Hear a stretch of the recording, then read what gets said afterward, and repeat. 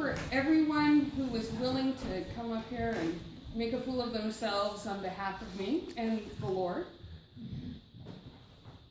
Being foolish is going to have a lot to do with this service.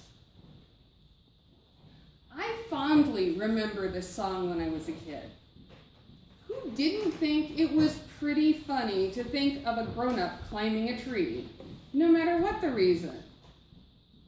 I remember the felt board at church. I don't know if you guys all had the felt board, but the felt board had this little guy who looked like a hobbit in a toga, and he was climbing this tree, and then he was yelled at and told to come down. I understood that yelled at and told to come down a lot better than climbing the tree, but I always wondered if Zacchaeus was trying to hide, and then Jesus saw him anyway, he wasn't wearing the right kind of tree camo, or if he was trying so hard to see Jesus that he really didn't care. Kids care about a lot of weird things, but so nobody really likes the income tax man. Even though we like having roads and bridges and safe towns and public sanitation, we don't enjoy filling out our income tax forms at the end of the year and really look, at what we have made and what the government thinks we owe.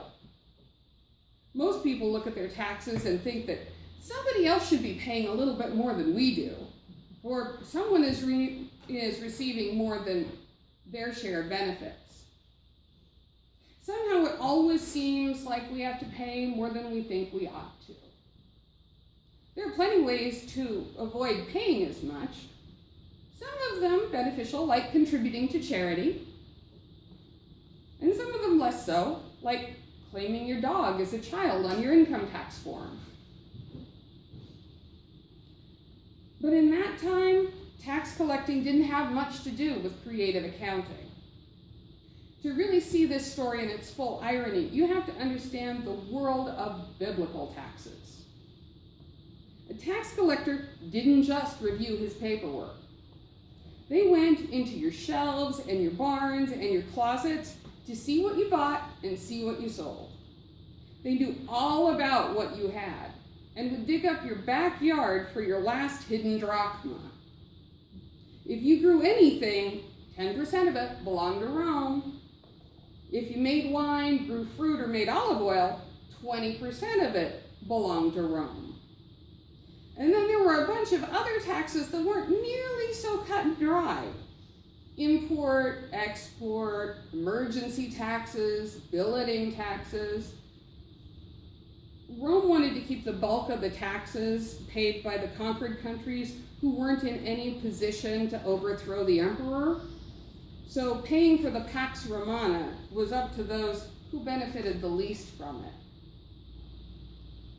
So the way the tax system worked, according to BibleHistory.com, was that a Roman censor was appointed by Rome and told what amount the area was supposed to produce.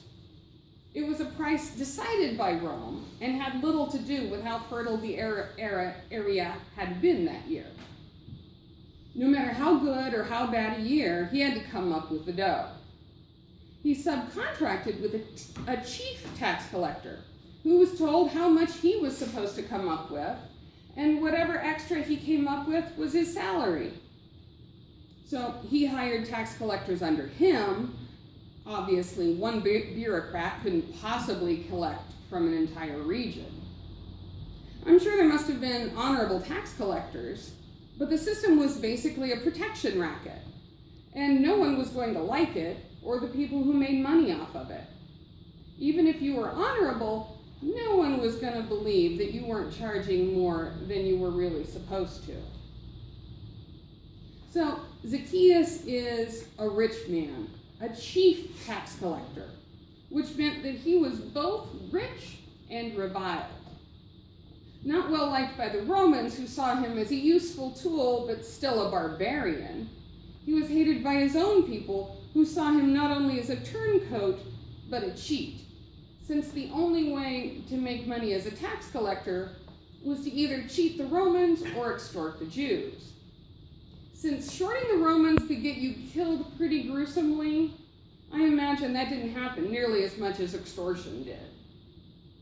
So he didn't have a whole lot of friends. He might have had family, he had employees, but for the most part, he probably had to tell himself that riches were enough to make up for that. Or at least that's what he told himself. And then Jesus comes. He wants to see Jesus. And Zacchaeus is short. I mean, everybody was short back then because of the whole nutrition thing. But, I'm tall for back then, and he was probably hobbit-sized. And nobody is going to move to let him see a holy man. Why would they? He doesn't need a holy man. He can pay one. So, if he's curious enough to join the spectacle, if that was all he really wanted, was to just see the spectacle, he could have just said, the heck with it. I'm going to go home. I don't need this crap. There must have been more than curiosity to drive him literally up a tree. Imagine a man in his Pierre Cardin toga and his Ferragamo sandals trying to get into a crowd to see an itinerant, poor creature. Something in him needed to see Jesus. He must have needed to see Jesus very badly to risk the embarrassment of being seen up a tree. Let's face it, they're already making fun of him for being short. Now he's going to be a short man in a tree? People with money aren't seen in trees. Can you imagine either presidential candidate willing to climb a tree in their expensive suits to see anybody? And then Jesus calls to him. Calls him out. Calls him by name. Not just the damned tax collector, but Zacchaeus. Ironically, Zacchaeus means the pure one or the righteous one, which his parents probably didn't really realize he was going to become a tax collector when he grew up. But so that was certainly not the name he was living up to. Maybe he really was trying to be an honorable tax man. Who knows? But Jesus says to the tax collector, righteous one, come down here. Think of the irony. The man who everyone reviles as a cheat and a collaborator is being called righteous by Jesus. Jesus tells him to get down because he was eating dinner at his house that night.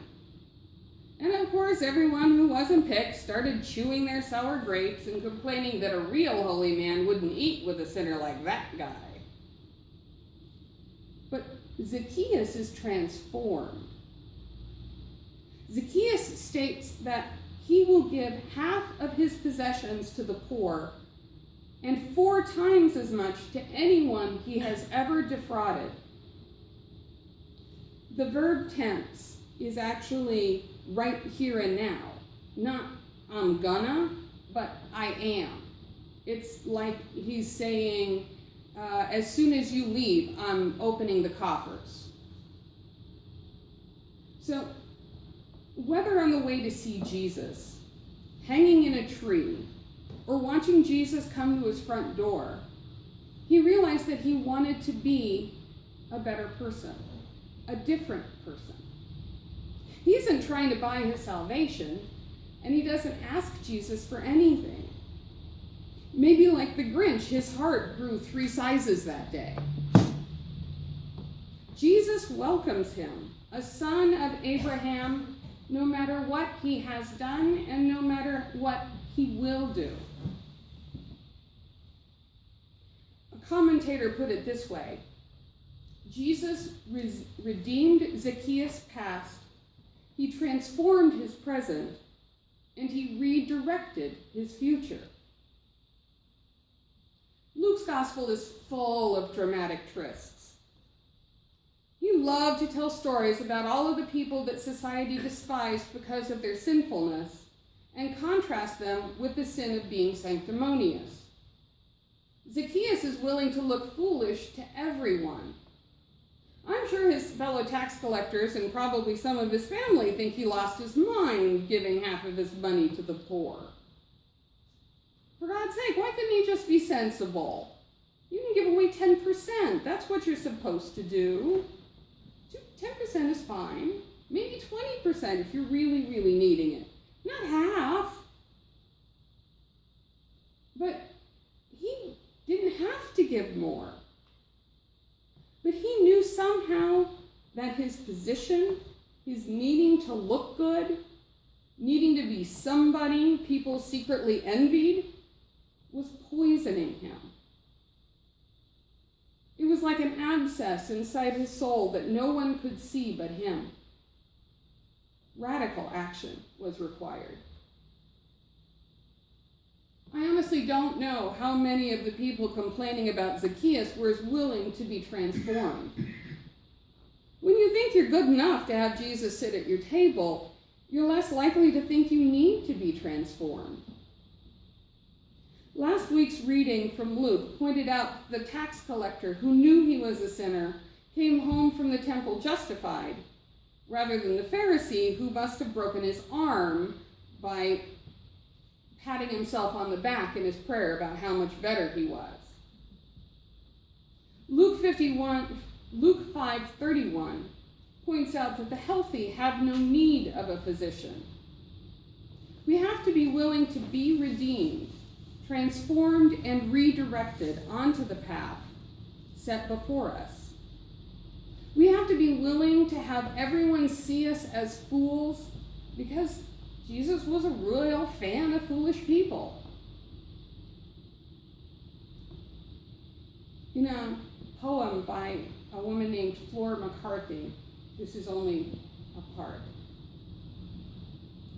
We are all selfish by nature.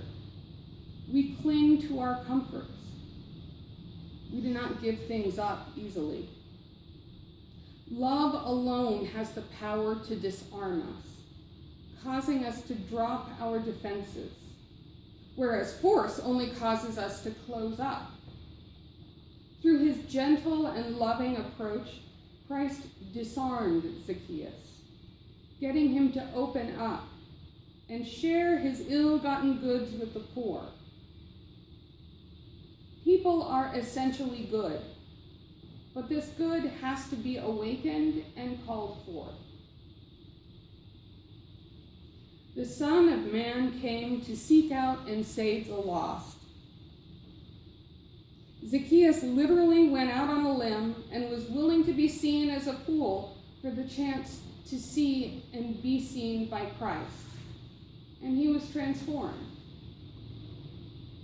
It doesn't hurt to be foolish.